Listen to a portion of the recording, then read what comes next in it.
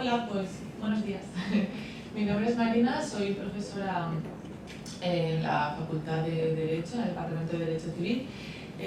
Primero que todo, dar las gracias a las organizadoras. Siempre me apunto a este congreso y me sorprende muchísimo lo bien que está organizado, sobre todo a las alturas del curso en el que estamos todos muy cansados y además tenemos exámenes, TFGs, TFMs y de todo un poco, así que bueno, enhorabuena.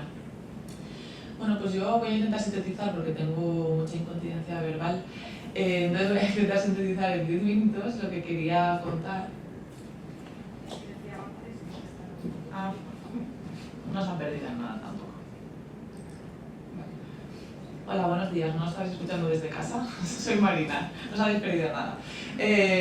Bueno, pues nada, nosotras vengo un poco en representación, soy la IP de un proyecto de innovación, que somos varias compañeras, que bueno, nos presentamos con una problemática que teníamos en la facultad, no en la Facultad de Derecho, sino asignaturas jurídicas sobre la falta de conocimiento de la entidad propia del lenguaje jurídico, que tiene muchas particularidades, muchos formalismos y que a veces resulta difícil de entender y también de llegar a practicar. Y entonces, bueno, pues éramos varias profesoras que veníamos utilizando métodos de gamificación, clickers, aplicaciones, intentar hacer cosas muy divertidas y no, pese a eso no nos salía lo que queríamos. Entonces le dimos una vuelta y decidimos ir a los orígenes, porque intentamos recordar cómo nosotras aprendimos a expresarnos y oralmente y por escrito en lenguaje jurídico, y la única forma de hacerlo era practicando y leyendo mucho, y parece que nuestros alumnos y alumnas pues ya no hacen eso o no tienen la necesidad, porque nuestros apuntes están colgados no por nosotros sino por otros alumnos en plataformas que además monetizan nuestra propiedad intelectual, de eso si queréis luego también podemos hablar, y entonces bueno, pues ya tienen los recursos tan disponibles que ya no van a la biblioteca, ya no leen, y esa es la única forma que se nos ocurrió de la diferencia entre nosotros y esta nueva coyuntura que tenemos. Entonces decidimos buscar metodologías capaces de simplemente hacer que se hable en público, que se hable correctamente y que se escriba bien. Básicamente esa era nuestra... Sí, a veces en este tipo de congresos luego las preguntas nos dicen, ¿entonces vuestra innovación es leer un libro? Sí, esa es nuestra innovación, conseguirlo ya es. Entonces, bueno, lo digo porque igual se diferencia bastante de lo que se ha contado aquí hasta la fecha de hoy. El lenguaje jurídico tiene unas particularidades muy concretas y entonces, pues bueno, no es fácil manejarlo. Y eso pasa, a ver si puedo... No me pasa la... Ah, ya pasa, vale. Entonces, bueno, era un problema que teníamos transversal, varias compañeras de distintos grados, pero que tenían asignaturas jurídicas, con lo cual son competencias transversales que se pueden aplicar de muchas formas, siempre teniendo en cuenta la idiosincrasia de los grupos, que son muy distintas. Entonces, nos encontramos con una doble problemática. En primer lugar, en los grados, al principio de los grados más iniciales, los estadios más iniciales de los grados, bueno, pues nosotras quizás al tener conocimiento de ese lenguaje jurídico hablábamos al alumnado presuponiendo que ellos nos entendían y entonces pues no había forma quizás de comunicarnos. Entonces intentamos en una primera fase de construir un poco el lenguaje jurídico para que llegue a la audiencia, que es lo que queríamos. Entonces, por ejemplo, mi asignatura es Derecho Civil, el Código Civil está en vigor desde 1889 y con lo cual la sociedad para la que se pensó pues no es la misma, pero sin embargo los preceptos que aplicamos son exactamente los mismos. Entonces, por ejemplo, cuando hablamos del divorcio, pues decimos que los cónyuges pues se dividen en las cabezas de ganado, ¿no? Y entonces, pues bueno, a nosotros eso nos parece muy normal, pero al alumnado no entiende lo que está sucediendo. Y entonces, esto ocurre con bastante frecuencia. Entonces, la forma de hablar, pues un poco a lo Mariano Rajoy, ¿no? Con muchas subordinadas, sin comas, y bueno, pues eso hay que saber dominarlo. Eso es lo que pasa en los primeros estadios. Y luego, al final de los grados, lo que nos ocurría era todo lo contrario. Quizás por nuestra culpa, por intentar desmigajar tanto el lenguaje jurídico, pues el alumnado hacía exámenes o escritos jurídicos en un lenguaje totalmente coloquial que no nos servía. Entonces, por ejemplo, nosotros dar una botella de agua a alguien no se dice así, se dice traspasar la posesión de un bien. Entonces, necesitamos que entiendan y que comprendan la entidad del lenguaje jurídico. Bueno, pues nada, entonces, muy rápido. Básicamente hablo de mí porque hay muchas compañeras y hay muchos grupos y cada uno ha hecho lo que ha podido y con lo que ha tenido, básicamente. Entonces, en mi caso, se ha roto el invento. ¿Ha vuelto el invento? Vale. Utilizamos 3 fases. La primera utilicé una cosa muy chorra, que es un vocabulario. Intentar crear un vocabulario de la asignatura. A través de la aula virtual tenemos una herramienta que es Glosario, que yo nunca había visto ni había empleado, pero un día trasteando digo, pues esto me va a servir. Y entonces se van creando palabras específicas de la asignatura, es un trabajo colaborativo y se puede consultar durante toda la asignatura. Un segundo estadio es intentar que hablen en público y para eso se hace como un juego muy chorra con unas preguntas de este tipo que se meten en una caja y a mitad de una sesión, cuando se acaba un tema, cuando hace un día de calor y no hay forma de que se concentren, se sacan, se ponen a hablar en público y así conseguimos varias cosas, que entiendan las palabras y que luego pierdan un poco la vergüenza.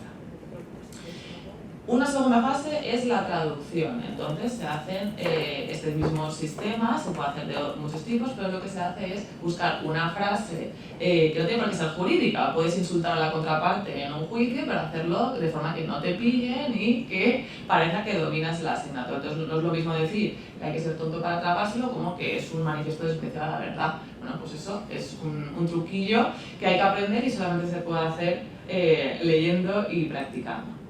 Y luego en mi asignatura ha tenido bastante éxito una cuestión que creo que es un poco lo que comentaba la compañera de antes, que la necesidad que tiene el alumnado de poner en práctica los conocimientos teóricos. Necesitan saber que lo que están estudiando es útil. Entonces, una cosa que nos pasa a nosotros, para hacerlo un poco transversal, es que tenemos muchos dobles grados y entonces igual tienes Derecho y Políticas y tú estás hablando de Derecho Civil pensando que van a ser abogados y luego van a ser politólogos, no tienen nada que ver lo que van a hacer.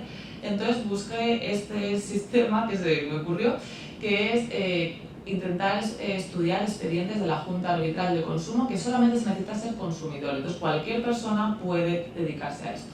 Entonces, traducíamos lo que el consumidor, pues, obviamente siempre anonimizado, solicitaba respecto a una reclamación. Muchas veces no se tiene conocimiento del lenguaje y no tienen por qué saberlo, tampoco se le puede exigir. Entonces, los escritos muchas veces están muy bien y otras veces son que me devuelvan lo que es mío, que me deshagan todo lo que han hecho mal. Bueno, pues como juristas tenemos que ser capaces de traducir eso a un lenguaje jurídico.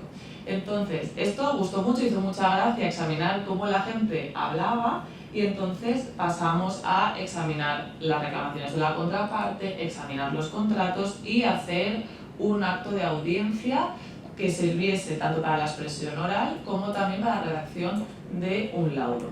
Y eso es lo que más ha gustado al alumnado de toda la asignatura. O sea, es una cosa bastante sorprendente porque no hacía falta ni siquiera estudiar la asignatura para saber aprender esto. Pero gracias a eso han sabido redactar y conocer. Es el primer año que lo aplicamos, cada una ha hecho muchas cosas. Por ejemplo, tenemos una profesora de criminología que lo que hace es hacer memes, yo me siento incapaz, no es hacerlo, memes para pues acercar un poco el marco cultural, porque hay un abismo entre nosotros, entonces intentar comunicarse con su lenguaje. Tengo también un compañero de Derecho Penal que lo que hace es a lo largo del curso se leen un libro de forma pautada en clase. Y eso, que es una idea un poco, vamos, de innovación, pero no sé hasta qué punto, ha tenido un éxito espectacular. Y entonces, bueno, pues como resultados hemos hecho los mismos exámenes parecidos y las mismas prácticas en años en los que no hicimos esta innovación y años en los que sí, y los resultados han sido muy positivos para ellos, académicamente muy buenos y sobre todo hemos notado mucho en la asistencia. La asistencia a mis clases no es obligatoria, con lo cual quien quiere viene y quien no. Y cada vez iba viniendo más gente y es una cosa que suele ser al revés, ¿no? Al contrario. Entonces, bueno, estamos muy contentas y a ver a qué nos lleva esto. Muchísimas gracias.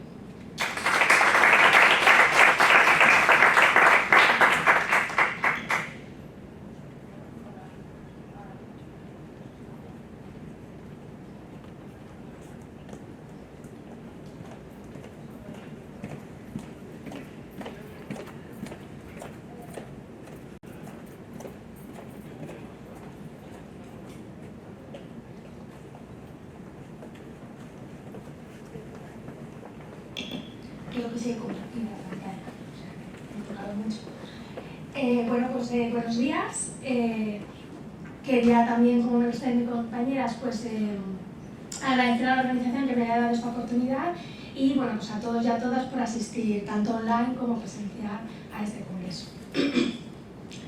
Mi nombre es Estefanía Delgado y vengo de la Facultad de Químicas. Quería presentar la ponencia titulada Women's Legacy, un curso online para la inclusión de las científicas en las aulas.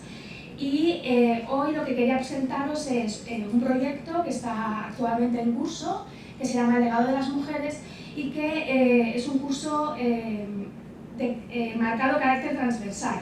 Está desarrollado por docentes y especialistas de muchos ámbitos, incluyendo docentes de educación secundaria, como se puede ver en los autores de la ponencia.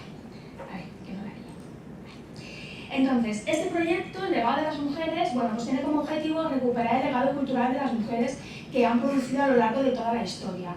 Sí que es verdad que este tema hoy en día está en boga y sí que hay una serie de días clave en los que lo que se intenta es, pues bueno, intentar de alguna manera visibilizar este legado. Pues por ejemplo podemos tener el Día de la Mujer Inventora, el Día de la Mujer y la Niña en la Ciencia, también por ejemplo se hacen actos conmemorativos en los colegios y en los institutos que se llama el 11 de febrero.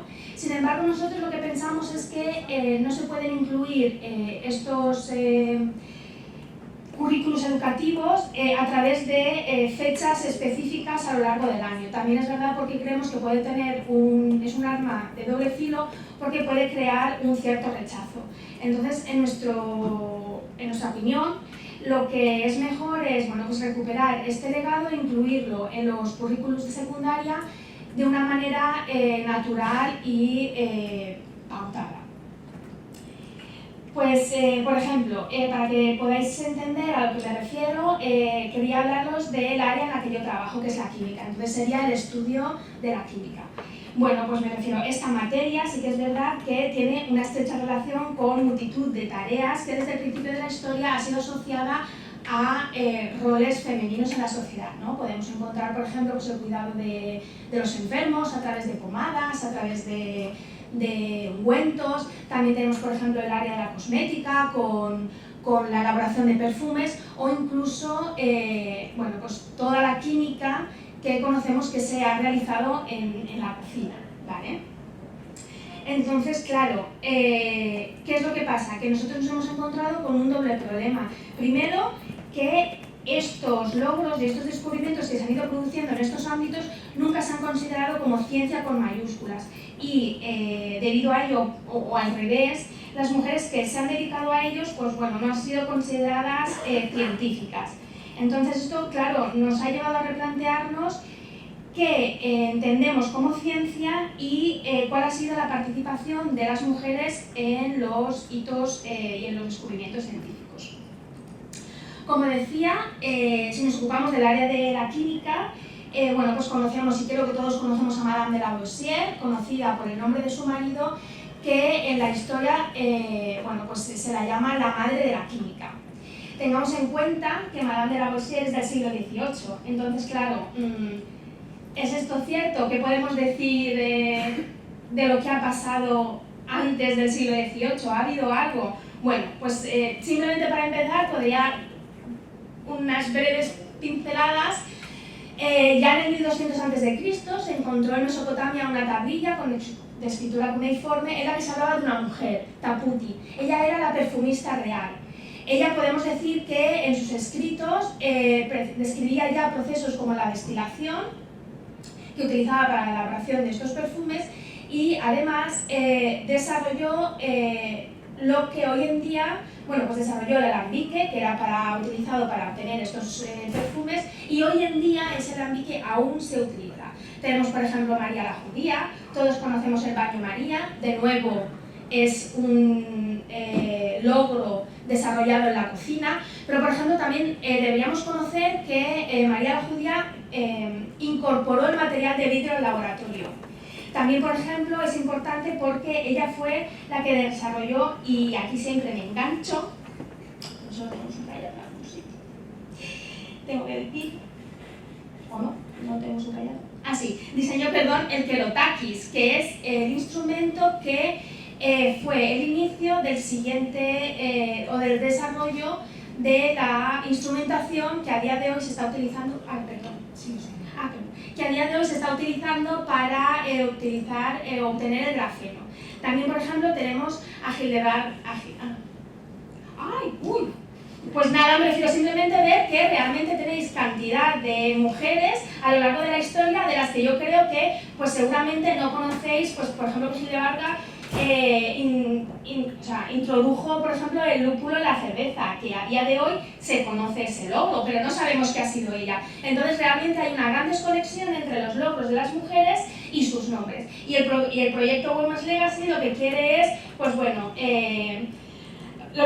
pues, unir otra vez esos logros a las mujeres y tener ese legado cultural y histórico presente en la educación secundaria. Para ello, pues bueno, se ha hecho un gran esfuerzo en la formación del profesorado de secundaria a través de cursos del CEFIDE y, por ejemplo, también Women's Legacy ha hecho un gran trabajo en crear una base de datos que recoge todos estos logros y las biografías de estas científicas junto con actividades para que el profesorado de secundaria pueda ir buscar lo que necesita e incorporarlo a sus clases. De todas maneras, y ya lo que yo quería también contar es que, además del trabajo que el proyecto está haciendo a nivel de secundaria, también es muy importante, y creemos que es muy importante, pues extender esto al profesorado universitario. ¿Por qué? Porque creemos que es importante el impacto que puede tener formar al formador de docentes. Si un profesor que está dando el máster de didáctica les enseña a sus alumnos esta metodología, pues bueno, es más fácil que luego sus alumnos incorporen estas metodologías día a día en el futuro en sus aulas. Para ello, el grupo de Women's Legacy, con la ayuda del Servicio de Formación Permanente de la Universidad de Valencia, este año ha incorporado uno de los concursos. Dime cuántos minutos me quedan, que si no me pongo más nerviosa aún. Vale. Bueno, ha incorporado un curso. Tengo que decir que se inscribieron 29 personas, el 85% fueron mujeres, por tanto tenemos aún que trabajar en que nuestros compañeros hombres pues, se vean en la necesidad de preocuparse por estos temas. Los perfiles eran muy variados, eran tanto de didáctica para secundaria, pero también hemos tenido alumnos de física, química, ingenierías y matemáticas. El curso estaba concentrado en 3 módulos. Decir que se han utilizado multitud de herramientas TIC que estaban presentes en el aula virtual, ya sea encuestas, foros de debate, encuestas para desarrollar. Bueno, tenía varios ejemplos, como por ejemplo un ejemplo en el que se embarcaron al principio del curso diferentes temas. Ellos tenían que dar su opinión sobre el tema y luego compartirlo con el resto de estudiantes. Luego también, por ejemplo, se han dado material multimedia que se cargó en el YouTube en abierto y también se les daba material explicativo para que ayudaros a tratar diferentes temas, como, no sé, pues, por ejemplo, el concepto de positivismo de la ciencia en el día de hoy. Una cosa muy importante que encontramos fue que, además de las actividades que realizaban de manera independiente, también hicimos grupos reducidos de trabajo. Ellos luego, me refiero, al final en la encuesta de evaluación, les preguntamos si nos dijeron que les había resultado muy positivo tener estos cursos, estos grupos de reducidos, y que lo más importante había sido lo que a nosotros nos había parecido al principio un problema, que en estos grupos habían personas de diferentes perfiles docentes, porque realmente a la hora de exponer sus ideas encontraban pues, bueno, gente que no tenía los mismos conocimientos y entonces pues, ellos dijeron que había sido muy, muy rico. La verdad es que participaron mucho, ya que por ejemplo en un grupo en el que habían 3 personas participaron hasta 8 veces en el grupo de debate. Una actividad final, después de haber presentado la biografía de una científica a sus compañeros del grupo de debate y al resto del grupo, fue hacer un pequeño vídeo, una pequeña reducción sobre su científica. Y finalmente, en la serie de formación permanente, pues planteamos una encuesta de satisfacción. En principio, a partir de los resultados, creo que el resultado ha sido positivo. Preguntamos también, o queríamos tener una retroalimentación que era positivas, o sea, queríamos también saber qué les había gustado y qué no, porque era el primer año que hacíamos este curso. Entonces, bueno, pues nos contestaron que les había gustado y que les había gustado los grupos reducidos. Y bueno, simplemente como conclusiones, pues que hemos utilizado todas las herramientas TIC que teníamos, que creo que ha sido un proceso positivo y que es importante formar a los profesores de secundaria, pero también a los universitarios, y que esperamos que, bueno, que junto con el serie de formación permanente, el año que viene pues podamos repetir también este curso. Muchas gracias.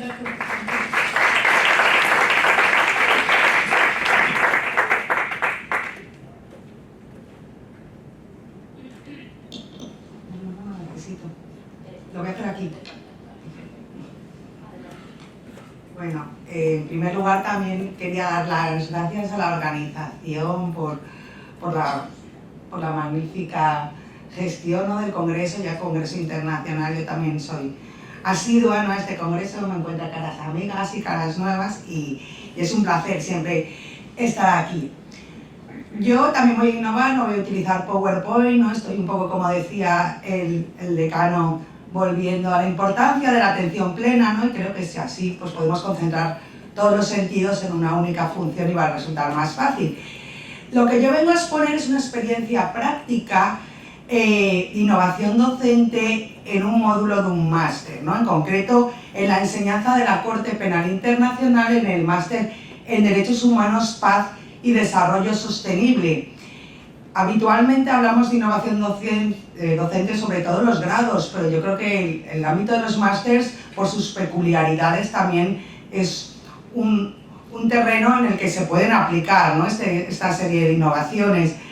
En este caso, yo llevo dando este módulo durante 10 años y voy a resumir las innovaciones que curso tras curso, porque me aburro siempre de hacer lo mismo, me gusta cambiar, ¿no?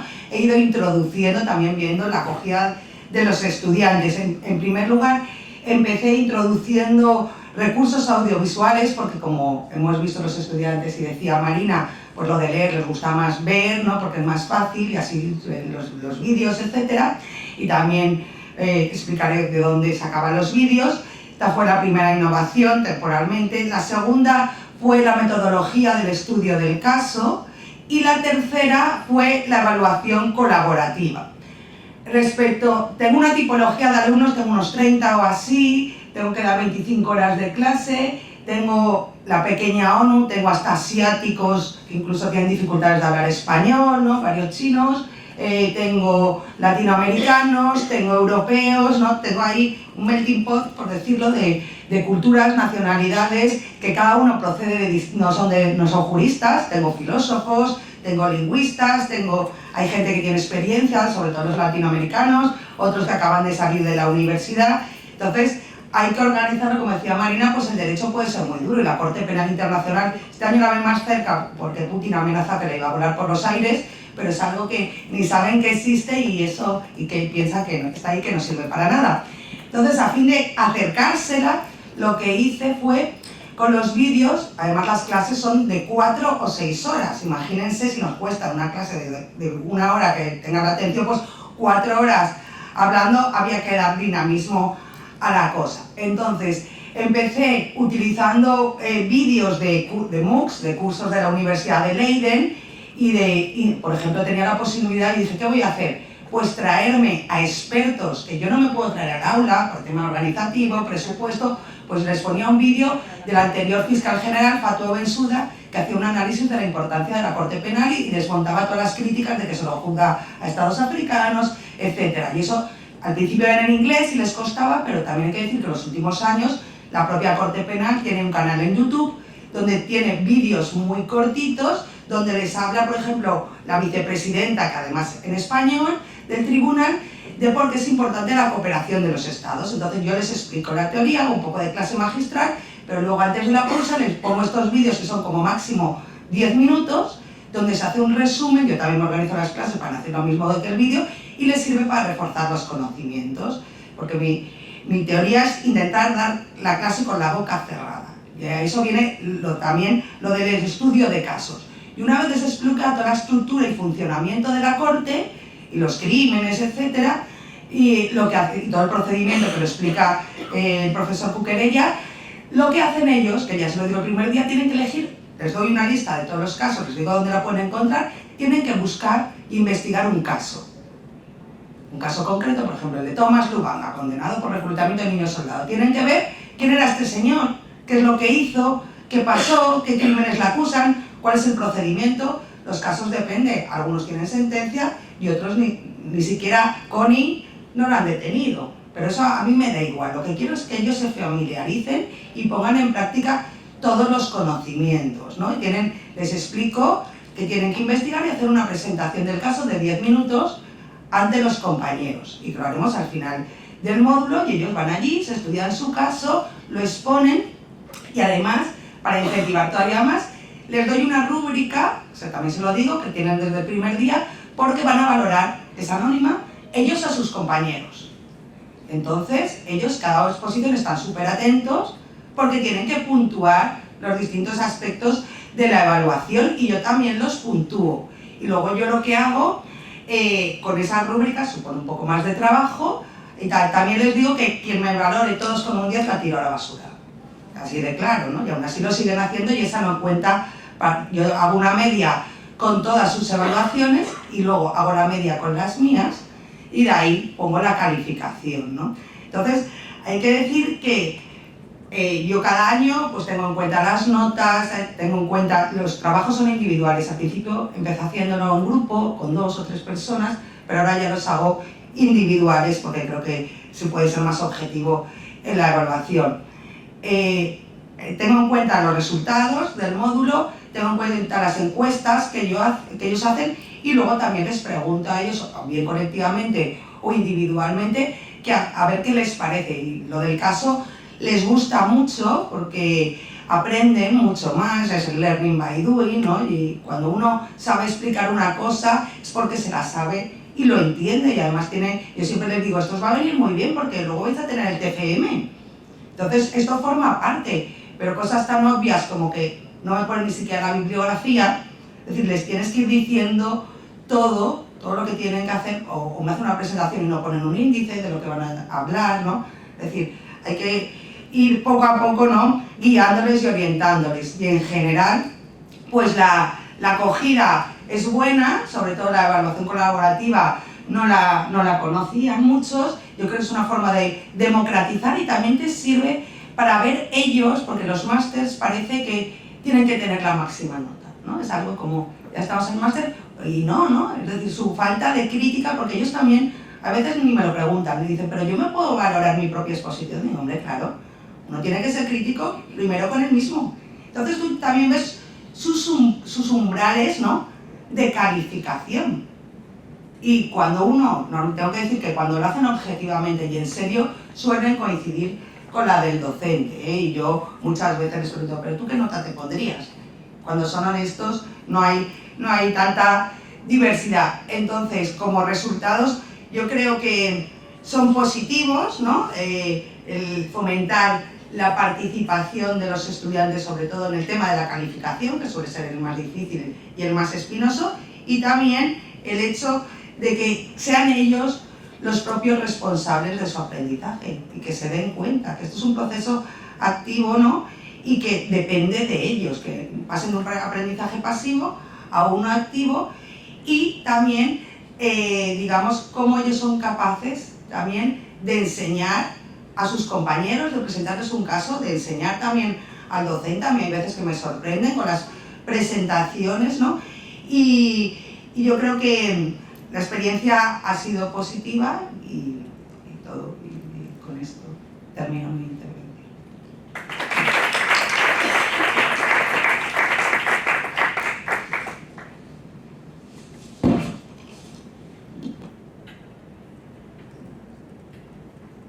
Vale, bueno, gracias a todos por esta oportunidad para poder explicar la relación educativa que estamos llevando a cabo. Mi nombre es Pablo Buch, actualmente soy enfermero y ahora mismo estoy trabajando, por eso me conecto de forma virtual. Pero nada, quería explicaros el proyecto que llevamos a cabo desde hace 5 la Facultad de Enfermería y Podología de la Universidad de Valencia, que a continuación vamos a ver.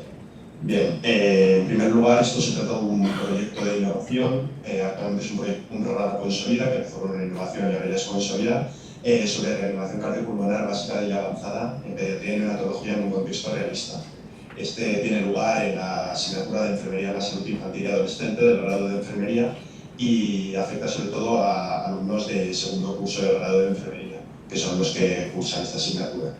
Esta innovación consiste en diferentes, tiene primero un módulo teórico donde se da el contenido sobre reanimación cardiopulmonar, luego hay unos talleres de preparación de medicación y de técnicas relacionadas con la reanimación cardiopulmonar, y luego hay 3 laboratorios de simulación clínica en la misma sesión, cada uno de media horita, por el que van tratando los grupos, en el que se va haciendo primero un soporte vital básico pediátrico, luego un soporte vital avanzado pediátrico y luego un soporte vital neonatal. Como podéis ver, esta innovación requiere de un gran número de docentes, entonces para poder hacer posible estos laboratorios y que todos los alumnos puedan disfrutar, se requiere formar a alumnos de tercero y cuarto como facilitadores. Y eso es lo que venimos en esta exposición en el Congreso.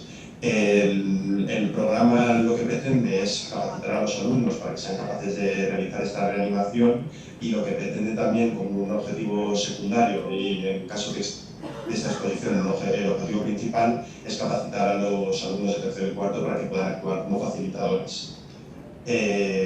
Realmente para actuar como facilitadores se requiere tanto tener unos conocimientos en reanimación cardiopulmonar como también tener unos conocimientos sobre simulación clínica, ya que van a ser los facilitadores y los que guíen a sus compañeros.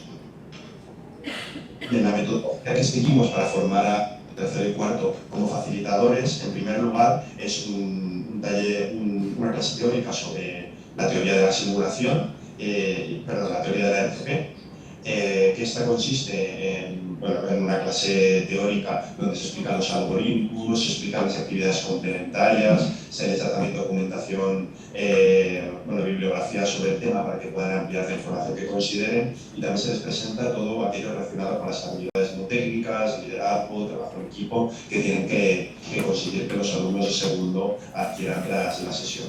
También se les explica todo el material que van a encontrar y diferentes cosas.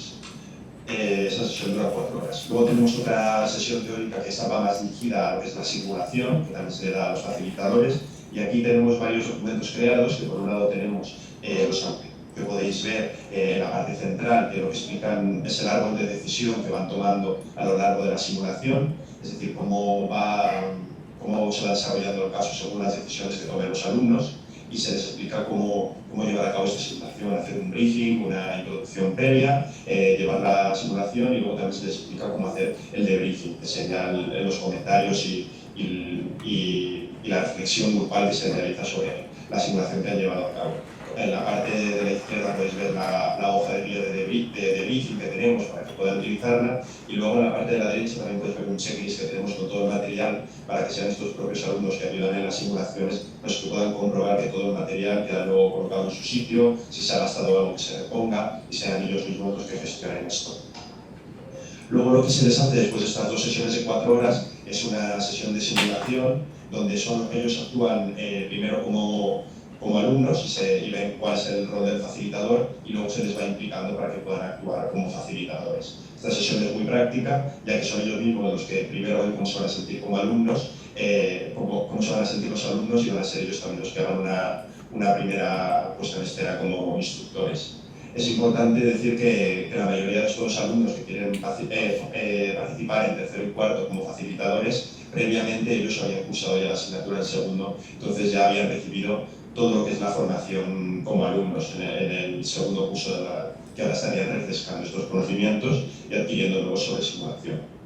Y después, durante las simulaciones, siempre hay un profesor, un docente, que es el que va a supervisar de forma externa, que podéis ver en el centro con la tablet, que es el que supervisa de forma externa que se estén realizando los talleres, que cada facilitador no necesite ayuda y esté realizando bien la tarea que se le ha encomendado. Dentro de esta innovación se pasan diferentes cuestionarios para evaluar tanto los conocimientos como la satisfacción. el cuestionario de conocimiento realmente no tiene una relación directa con este rol de los facilitadores, ya que aquí miramos otra serie de mejoras que hemos presentado alguna vez en este congreso, pero con el cuestionario de satisfacción sí que tenemos una pregunta específica incluida, que es relacionada con la satisfacción con la participación e intervención de los estudiantes de tercero y cuarto. Entonces, todos los estudiantes que pasan por esta simulación realizan esta evaluación y con eso podemos saber cómo de satisfechos están con sus compañeros mayores.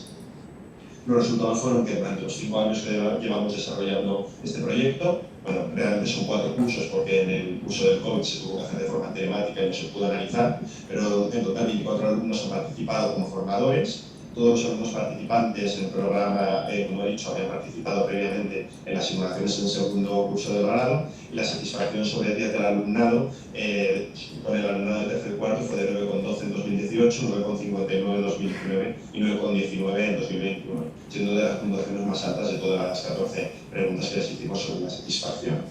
Así que, en definitiva, podemos ver que los estudiantes de segundo año aprecian altamente la capacidad brindada por sus compañeros de esta enseñanza entre iguales y que los facilitadores también, gracias a recibir esta formación, pudieron consolidar sus conocimientos sobre RCP y adquirir nuevas habilidades como facilitadores. Y luego también podemos ver que una de las demandas que recibimos de ellos haciendo una charla con ellos, una entrevista informal con ellos, fue que la mayoría de ellos querían que toda esta formación que habían recibido como facilitadores pudiéramos reconocerla y estructurarla de alguna forma para que pudieran obtener un certificado. Entonces es en lo que estamos trabajando actualmente para ver si podemos también consolidar esta formación a los facilitadores para que se les pueda reconocer de alguna forma. Esta es la bibliografía que os puedo informar que luego en el turno de preguntas comentemos todo lo que queráis.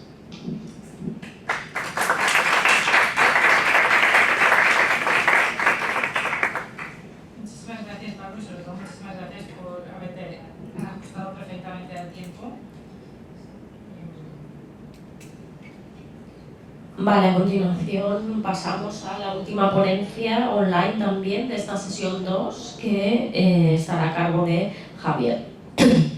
Hola, buenos días. Hola, Javier. Hola, aquí estamos.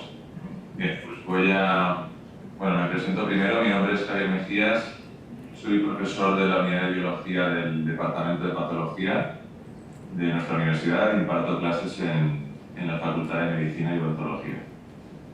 Y voy a compartir pantalla para mostraros nuestro trabajo. Vale. Bueno, pues el título de la presentación, del trabajo que vamos a presentar, es Elaboración, uso y valoración de vídeos de inmunogenética en la asignatura de inmunología. Bien, a modo de introducción, comentar que los grados en ciencias forman al estudiantado de conocimientos diversos y en gran medida complementarios. No obstante, las asignaturas y sus contenidos muchas veces nos parecen compartimentos estancos, no relacionables, lo que dificulta a los alumnos la integración de su formación como una unidad. Nosotros consideramos que la innovación docente puede ser un medio transversal, que despierta un interés cada vez mayor en el profesorado universitario, de cualquier disciplina o grado, y eso lo podemos aprovechar, ese interés común puede ser utilizado en beneficio de la cohesión entre asignaturas afines y, por tanto, en beneficio de los estudios. Así, la innovación docente aplicada entre asignaturas, digamos, puede tender puentes y generar contenidos nuevos y cohesivos. Esos contenidos que permitan cubrir lagunas existentes entre asignaturas o, digamos, enfocar un mismo tema desde diferentes ángulos y dar una visión diferente. Bien, nuestro grupo de trabajo interdisciplinar está formado por profesores de 3 departamentos de la Universidad de Valencia.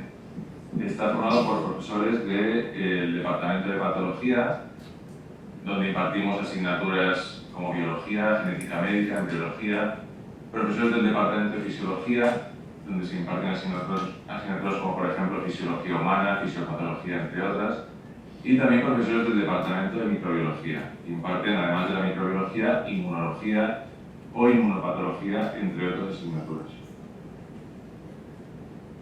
Bien, en En este trabajo hemos elaborado 2 vídeos formativos cortos de una duración inferior a 5 minutos a modo de píldoras educativas que pretenden fomentar el microaprendizaje, enlazando contenidos de asignaturas diferentes pero afines, con el fin de mejorar la comprensión de conceptos y dar así una visión global y cohesiva de las asignaturas al alumnado.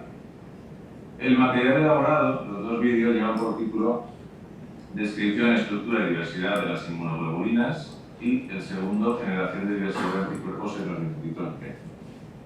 Y estos vídeos integran conocimientos de 4 disciplinas en diferente medida. De inmunología, con la descripción de las inmunoglobulinas, los mecanismos de producción de diversidad de inmunoglobulinas, o por ejemplo el concepto de afinidad en la unión antígeno-anticuerpo, entre otros conceptos. De genética humana, donde explicamos los LOCI de las cadenas de las inmunoglobulinas humanas, la recombinación VDJ, la hipermutación somática o la exclusión alérica. De biología celular, ya que hablamos de las características de los linfocitos B, del control de la expresión génica por modificaciones de la secuencia de ADN, y finalmente también integra conocimientos de fisiología, con los tejidos hematopoyéticos y sus tipos celulares y la linfopoiesis.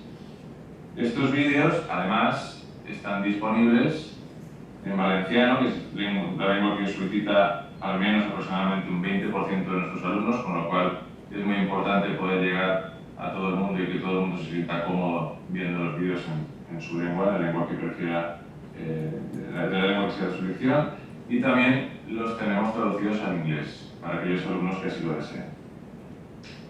Estos vídeos están publicados en Media, en nuestro repositorio de la universidad, y cualquier usuario de la Universidad de Valencia, alumno o profesor, puede acceder a ellos y verlos.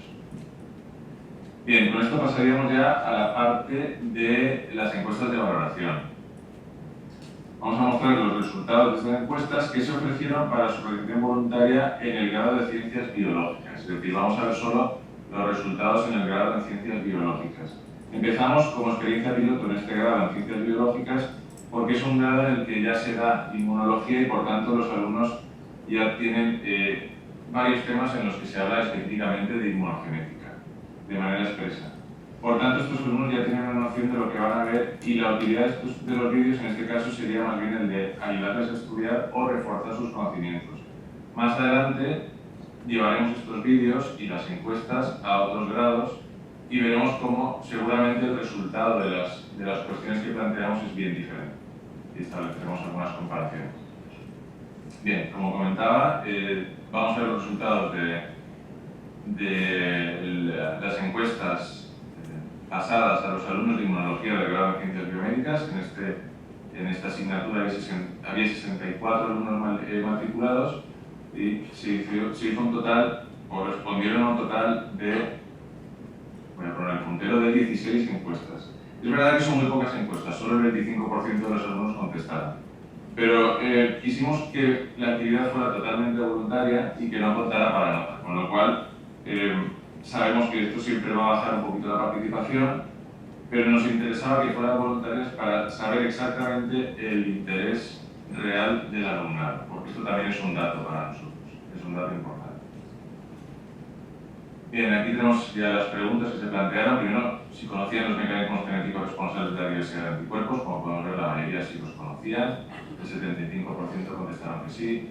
Casi un 20% dijo que tenían alguna noción. O sea, que la mayoría, por lo menos, les suena este tema de inmunogenética. Y solo un 6,3% dijo que no conocían estos mecanismos. El 100% de los alumnos dijeron que les parecía interesante el contenido de los vídeos. El 100% de los alumnos dijo que les parecía interesante disponer de otros vídeos en otros puntos de la asignatura o incluso en otras asignaturas para fomentar para ayudar en el aprendizaje. Respecto a la duración de los vídeos, la mayoría dijo que, bueno, la pregunta era concretamente, ¿qué duración crees que debe tener un vídeo docente para ser útil y no aburrir? Y la mayoría dijo que entre 3 y 5 minutos, el 62,5%. Y una minoría dijo que entre 5 y 10 minutos, el 37,5%.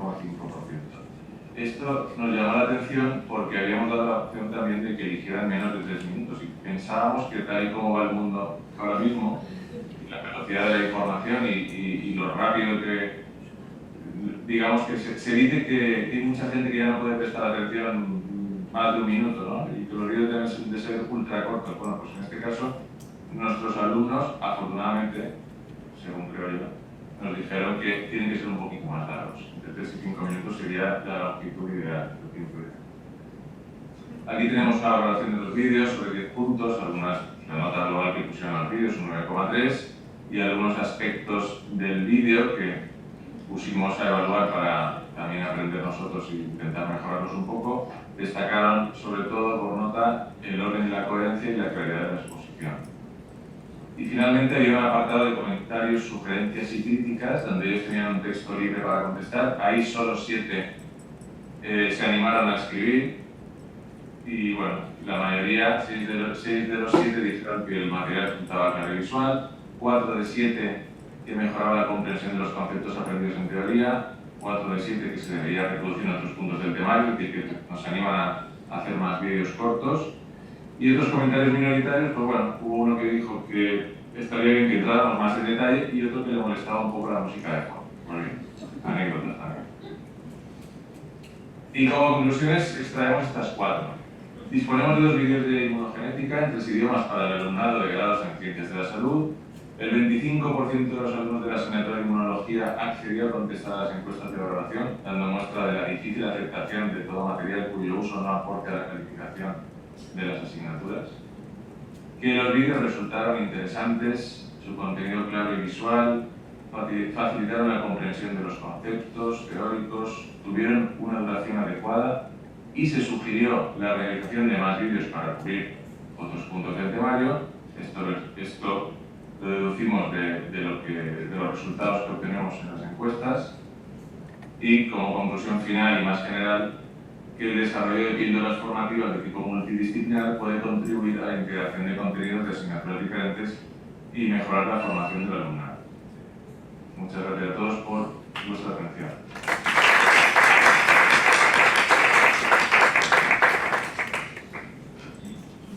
Muchas gracias por ajustarte exactamente al tiempo, prácticamente. Quedaros tanto Pablo como Javier a la sesión de discusión que vamos a pasar ahora. Y si hay preguntas para vosotros, pues contestáis también, por favor. Gracias. Pues abrimos el turno de preguntas entonces al público.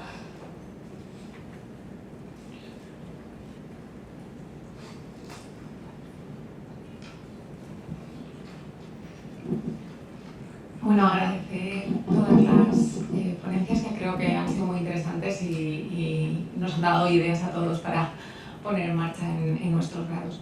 Yo quería hacerle una pregunta, creo que es Lucía. Comentaba que le pasabas una encuesta, ¿no?, de valoración a cada uno de los distintos alumnos en relación con las exposiciones que habían hecho sus compañeros. Y es una práctica que en distintos proyectos siempre hemos tenido en mente hacer. Entonces, quería preguntarte qué tipo de ítems incluyes en esa valoración, porque imagino que igual sería tipo cuestionario. No, es una rúbrica, gracias por la pregunta, es una rúbrica de evaluación, ¿no? Donde, al igual que me guío un poco pues la de los TFGs, valoro en la rúbrica el contenido de la exposición un 60% y luego la presentación un 40%, ¿no? Y dentro del contenido pues tienen contenido e interés del caso, estructura y claridad, originalidad y luego referencias bibliográficas. De la presentación pues tengo en cuenta la expresión oral y el ajuste al tiempo y también el lenguaje no verbal, porque es que hay veces que salen a exponer y salen con el móvil o salen con la tablet y ni miran a los compañeros, ¿no? Y ellos tienen la rúbrica desde el primer día de la asignatura, entonces es muy fácil, es decir, estás dando lo que les vas a valorar, ¿no? Y es lo mismo que valoran ellos también de sus compañeros. Gracias. ¿Alguna pregunta más? Hola, sí, mi pregunta es para Pablo. Habéis conseguido la colaboración de estudiantes de tercer y cuarto curso y vosotros mismos comentáis al final que no teníais un mecanismo para darles una contrapartida de tipo académico. Pues mi pregunta es, ¿cómo habéis conseguido esa colaboración de los estudiantes? Porque, en fin, la actitud de un porcentaje muy grande de los estudiantes es bastante mercenaria. Y Javier lo ha comentado también al final. O esto se refleja en mi evaluación o yo no colaboro. Entonces, ¿cómo lo habéis conseguido?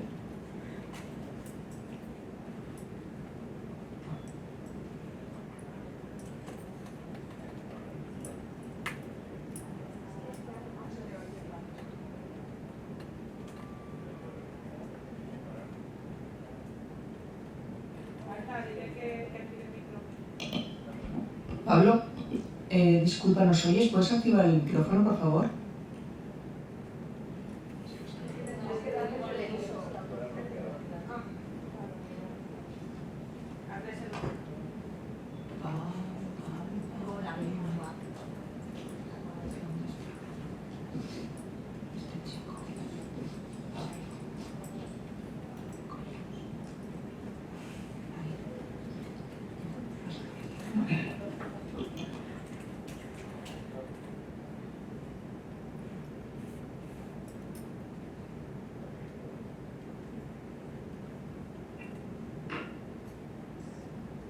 Ahora sí. ¿Se oye? Sí, perfectamente. He escuchado bien la pregunta y es la misma que me habéis preguntado por el chat, ¿verdad? La de que cómo pensamos que podríamos mejorar la participación del alumnado. No, ¿cómo conseguís que participen? Que quieran participar. ¿Me oyes, Pablo?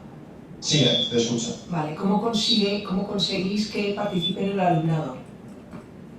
Vale, realmente es muy difícil, ¿no? Nos cuesta mucho encontrar gente. Lo que hacemos normalmente en las simulaciones de segundo curso, a la gente que vemos más implicada y que le dedica más tiempo a prepararse las simulaciones y que muestra interés y que vemos que tiene una muy buena actitud durante las simulaciones, pues ya le intentamos en ese momento captar, le presentamos que los facilitadores que está teniendo en ese momento hicieron las simulaciones el año anterior y que han querido participar el año siguiente y les hemos dado el curso y están ayudándonos y gracias a eso pues conseguimos captar algunos. Luego también utilizamos las becas de alumno interno del departamento, muchas veces también se han dedicado a eso, incluso las becas de investigación del Ministerio también algún año se han utilizado para esto. Normalmente con esos tres mecanismos, pero sí que es verdad que cada vez nos cuesta más y que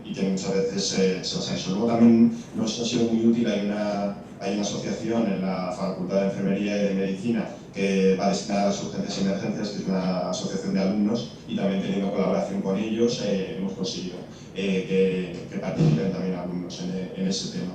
Pero nos cuesta bastante, pero sí que con estos cuatro mecanismos más o menos es con lo que conseguimos participación. ¿Alguna pregunta? Hola, gracias a todas. Quería hacer una pregunta, no sé cómo te llamas. Marina, hola.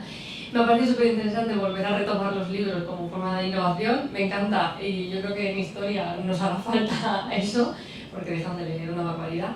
Mi pregunta era sobre lo del glosario. Yo alguna vez lo he intentado utilizar, o sea, ¿era como una parte obligatoria? ¿Tenían una evaluación después? ¿Se reflejaba en el examen? ¿Había ahí una motivación para ello o era voluntario?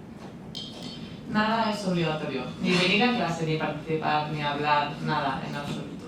Entonces, no me preguntes cómo lo he conseguido, pero ha sido un éxito total, la verdad. Pero no es necesario el glosario para luego realizar otro tipo de... Nada. Yo, es que tener a gente cautiva en clase no lo veo. Entonces, ni paso lista y ni obligo a hacer actividades, aviso, siempre con preaviso, no necesito pillar a nadie. Entonces, pues no sé, me ha funcionado, pero no sé muy bien por qué. Ha sido maravilloso, la verdad. Es que a nosotros no es obligada, la asistencia yo siempre es optativa, pero ese tipo de actividades si no tienen un reflejo en la nota o suponen para el examen algo o lo que sea, pues es... No, lo que sí que es verdad es que no se puede valorar igual un examen de una persona que utilice un lenguaje como se hubiera llegado aquí de repente y otra persona que me hable con propiedad, entonces eso sí que se valora, pero no sabría cómo cuantificarlo. El año pasado, por ejemplo, tuve una mala experiencia en un examen parcial con muchísimas faltas de ortografía y no me había pasado nunca en la vida.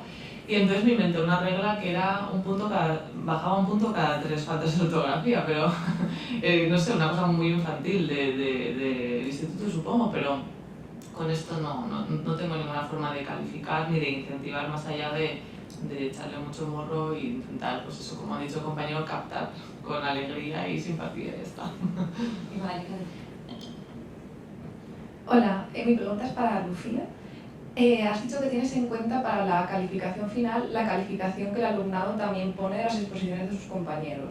Aparte del problema de estas de todo 10 al compañero, ¿has tenido problemas a la inversa de tener que después controlar que hayan sido excesivamente duros o no hayan sido justos? Porque al final es un peso importante para...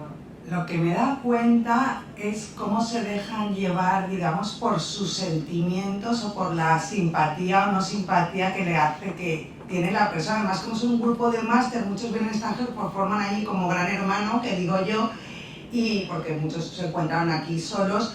Y entonces eso sí que lo he visto reflejado, y en esos casos en que he visto que, pues, que era por simpatía o tal, porque yo también lo detectaba, pues como su calificación es el 50% y la mía el otro 50%, pues la utilizaba para equilibrar, siendo consciente de que esto era, digamos, un castigo porque esta persona no nos cae bien o porque tal.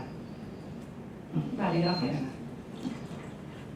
Yo tenía también una pregunta para Marina relacionado con lo del glosario, perdón. ¿Crees que es importante que se haga al principio de la asignatura? Porque eso ayuda al seguimiento entero, porque antes decías, está accesible a lo largo de todo el semestre. Y también, claro, como comentaba la compañera, cuando no les das una puntuación les cuesta, pero ellos como que no ven igual ese beneficio de que en el examen lo vas a hacer mucho mejor, ¿no? Entonces cada vez cuesta más eso, que si no tienen asignada una parte de la nota de evaluación continua, no le ven la utilidad a la población de hacer esa actividad. Ya, no sé, o sea, supongo que, a ver, no sé cómo se podría valorar, pero el equivalente a hablar correctamente de forma jurídica, pues supongo que será como hacer una integral hasta el final. O sea, quiero decir, es que no se puede aprender derecho si luego no se sabe expresar ni oralmente ni hacer un escrito. Y entonces, al día de mañana, cuando vaya a hacer un escrito en el primer despacho, pues le dirán, mire, es que esto no sé, esto no es así. Entonces yo creo que lo que me ha funcionado hasta ahora también es verdad, porque las idiosincrasias de los grupos son muy distintas. Entonces yo tengo la suerte de encontrarme con gente que tenía ganas de aprender. Entonces pues esa ha sido la motivación principal, que han tenido ganas de saber cómo se hacían las cosas. Eso es como me ha funcionado a mí. El glosario yo lo hago, o sea, aunque lo tengo hecho, nunca lo subo al principio. Yo lo voy subiendo conforme se van dando los conceptos, porque si los abrumo, no lo van a mirar nunca. Pero durante una clase, a veces, además es muy líquido, porque a veces cosas, no sé, el otro día me preguntaron qué era una gerencia. Entonces, pues era un concepto de gerencia que no veía necesario explicar, porque el vocabulario castellano es normal. Pero bueno, lo he puesto, porque si ya me lo han preguntado 3 personas, pues igual es que necesitamos. Entonces se va configurando a lo largo y lo voy engrosando cada vez más. Gracias. ¿Alguna pregunta más?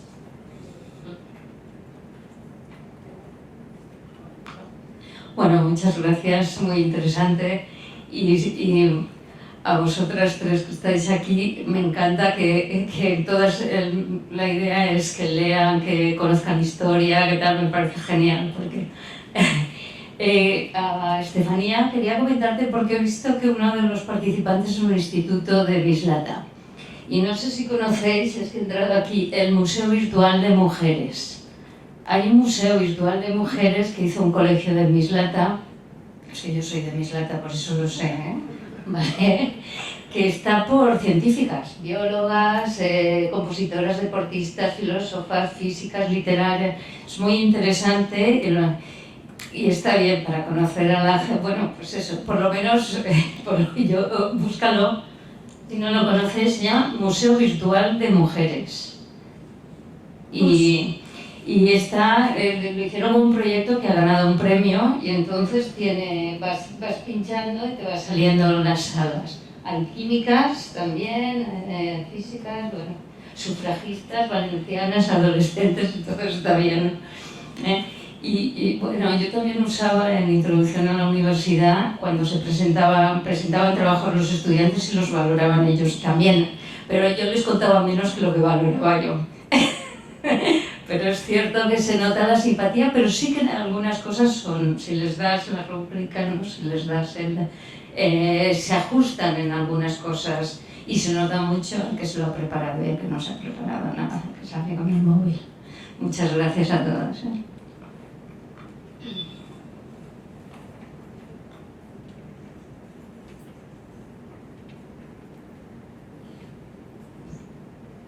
Hola, buenos días.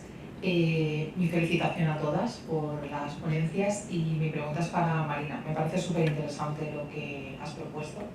Yo trabajé como árbitro en la Junta Arbitral de Consumo y entiendo perfectamente lo que ven tus alumnos.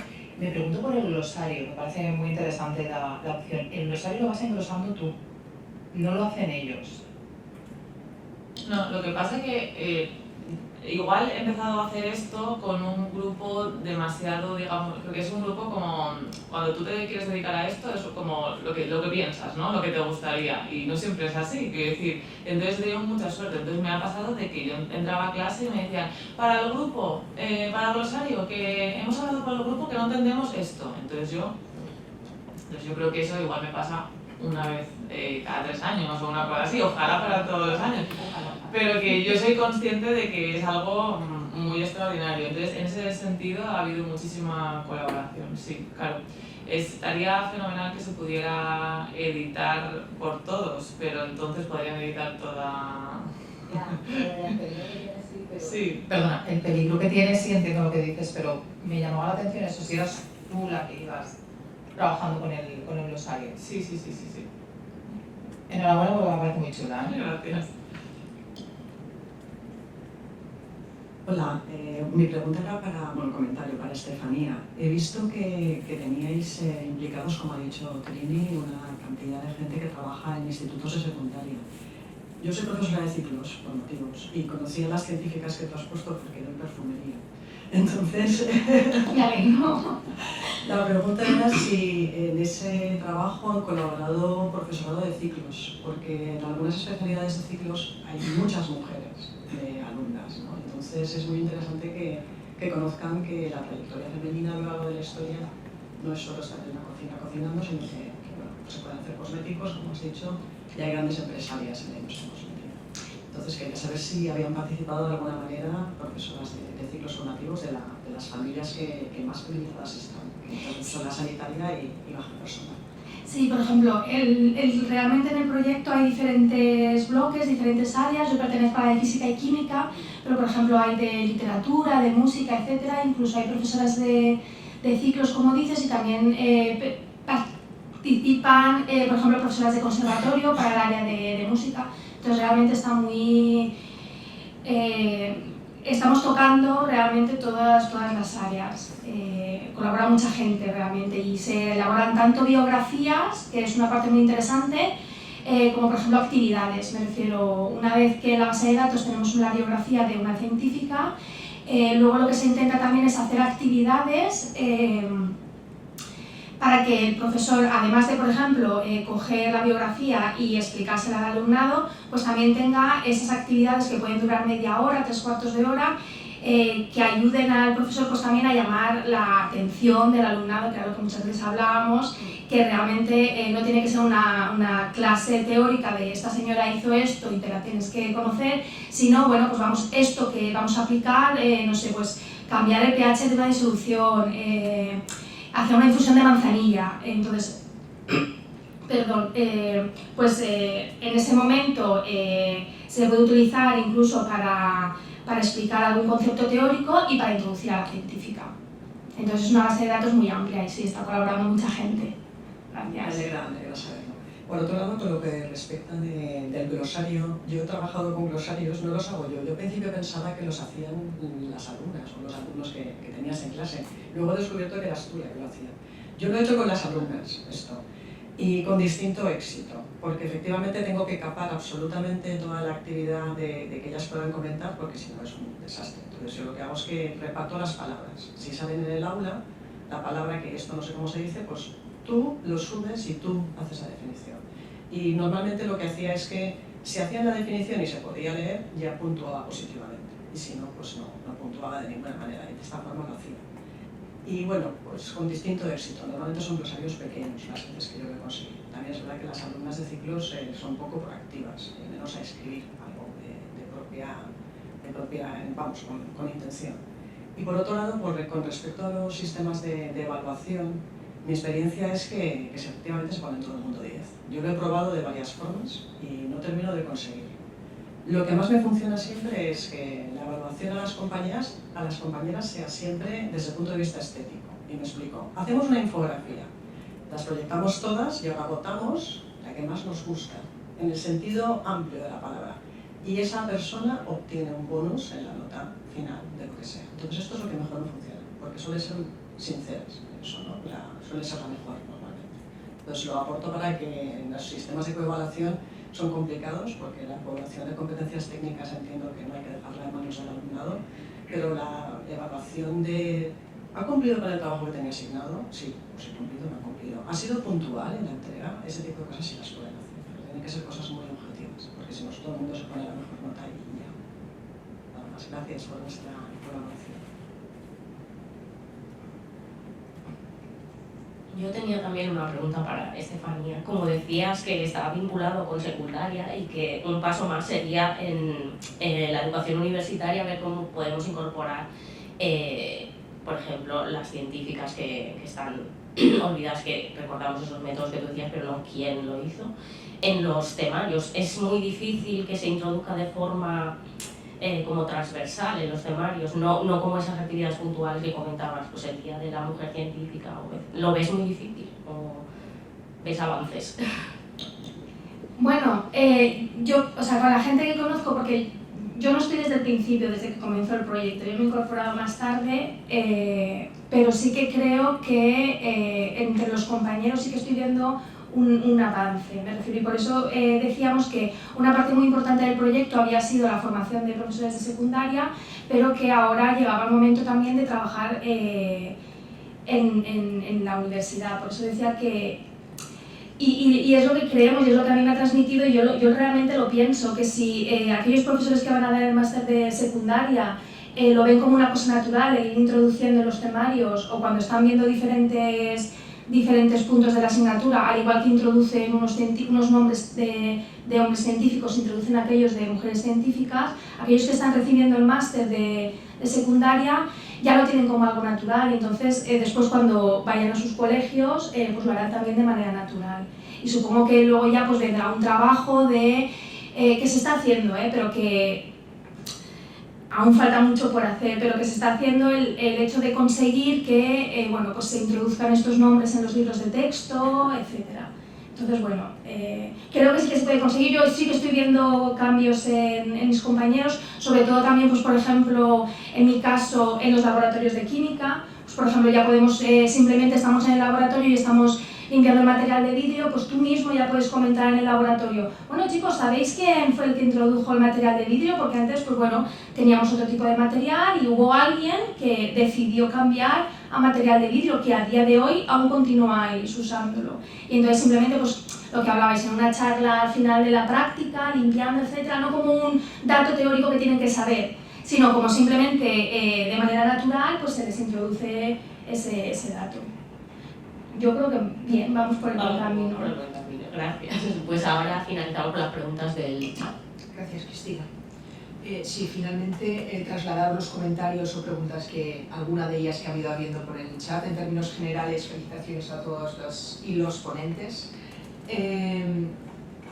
Bastante felicitaciones hacia Estefanía, la introducción de ese legado de las mujeres, etcétera. Jessica Ortega, Carla Paredes lo van introduciendo. También bastante satisfacción para esa vuelta a los orígenes, ese traslado a libros y no únicamente esa innovación tecnológica, etcétera, que cada vez parece que sea lo único que pueda existir. Y ha habido alguna pregunta que ya has comentado, si habíais evaluado de algún modo los resultados, que ya has comentado. Y simplemente María Meló también comenta una noticia que no sé si, porque no estaba del todo, estaba pendiente de las preguntas, que Suecia vuelve a introducir de nuevo los libros de texto. Es decir, se da cuenta que existe esa innovación tecnológica, que es lo único que los alumnos desde primaria, ven en las aulas, y esa nueva introducción de libros de texto y esa nueva corriente. Si quieres comentar algo al respecto, va bastante ligado con lo que tú estabas planteando. Bueno, pues muchas gracias y sí que me parece interesante. A mí me ha pasado este año una cosa que bueno, me parece una evolución lógica, pero que no me imaginaba que iba a pasar esto. Es que los alumnos y las alumnas me enseñan cómo les gusta a ellos aprender mi asignatura u otras. Y entonces son tiktokers haciendo con muchos boomerangs, muchos estímulos, muy corto, y una cosa que me ha sorprendido bastante, que son unos 3 o 4 abogados, amigos supongo, que hacen vídeos, se dedican más al derecho penal, como simulando pues, yo qué sé, un delito, y entonces lo comentan. Entonces yo siempre he intentado tratar a los alumnos y alumnas como adultos, porque estamos en la educación superior y están aquí voluntariamente y quieren aprender y van a seguir al mundo profesional, y entonces me doy cuenta que lo que realmente les gusta es que les infantilicen hasta extremos, no sé. Entonces, como veo que eso es lo que les gusta y yo no estoy dispuesta a hacer eso, entonces digo, bueno, pues vamos a ver qué es lo que me funciona a mí.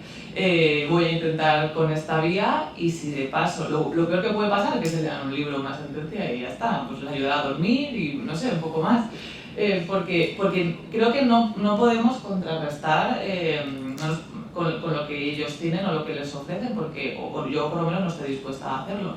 Entonces ha sido un poco pues, decir, vale, pues al máximo. Tengo una compañera que esto de traducir o de vocabulario lo hace online, con una aplicación como de ruleta para saber a quién le toca, y yo no me cojo una caja, digo, a ver, tú, saca este papel, y ya está, y lo hacemos así y me ha funcionado. Pero bueno, sí, interesante.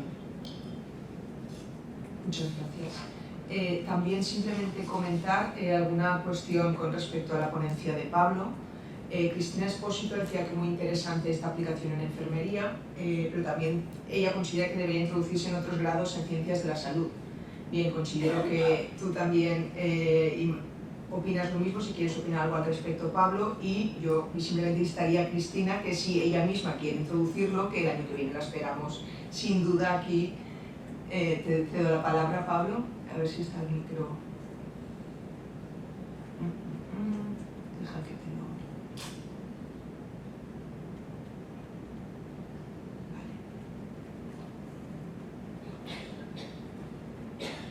En principio puedes activar ya. Sí. ¿Se oye, verdad? Sí, perfectamente. Nada, simplemente sí, estoy totalmente de acuerdo, que es muy interesante. Actualmente estamos trabajando en esto, justo en este proyecto no, pero sí que es verdad que la Facultad de Enfermería, cada vez con la apertura del nuevo centro de simulación, sí que es verdad que cada vez se hacen más simulaciones entre los diferentes grados de ciencias de la salud, y que perfectamente este proyecto es extrapolable a eso, y que poco a poco iremos trabajando en ir incluyendo también a otros profesionales. Gracias, Pablo. Y finalmente, para Javier, ¿había alguna pregunta con respecto a la encuesta que ellos trasladaban? Sí, se hace mediante el aula virtual. Y con respecto al tiempo del vídeo, sí sabía el por qué habían preferido los alumnos tiempos superiores en este tipo, si estaba concretamente ligado a esa asignatura o si considera que puede haber algún motivo adicional. Pues sí que se hacen las encuestas en aula virtual, que es la manera más cómoda para nosotros, también luego de analizar los resultados. Y sobre los tiempos, la verdad es que supongo que cuando uno se pone a estudiar y quiere reforzar sus conocimientos, le interesa que los vídeos tengan un poquito de sustancia, que no sean vídeos tan breves, ¿no? Entonces, si fuera una información de tipo divulgativa, pues bueno, es un vídeo de 30 segundos y bien, pero para cosas que te han de servir para estudiar, supongo que ellos valoran que tengan pues, una longitud un poquito mayor, que sean un poquito más útiles. Esa es mi forma de pensar, pero cuando llevemos estas mismas encuestas y estos mismos vídeos a otros grados, vamos a ver si la opinión se mantiene o si es diferente. Perfecto. Y simplemente, si la encuesta está en la aula virtual, habéis percibido una baja participación, por lo que os habéis planteado el hecho de introducirlo como algo obligatorio entre las asignaturas, es decir, de acuerdo, estamos dentro de un proyecto, queremos trasladarlo de algún modo, esa responsabilidad a los estudiantes. Sí. A ver, en esta experiencia piloto queríamos ver realmente a quién le interesaban los vídeos de verdad para estudiar o para lo que fuera. Entonces lo dejamos voluntario. Pero más adelante podemos hacerlo, pues pedir voluntariamente a quien quiera que los vea en tiempo libre que haya, por ejemplo, en una práctica, en horario de prácticas, y que hagan las encuestas en ese momento. Eso sería otra posibilidad también para garantizar un número mayor de encuestas. De acuerdo. Pues de acuerdo, gracias Javier. A vosotros. Pues nada, finalizamos aquí la sesión 2 y discusión y ahora nos vamos a la pausa café de 12 a 12.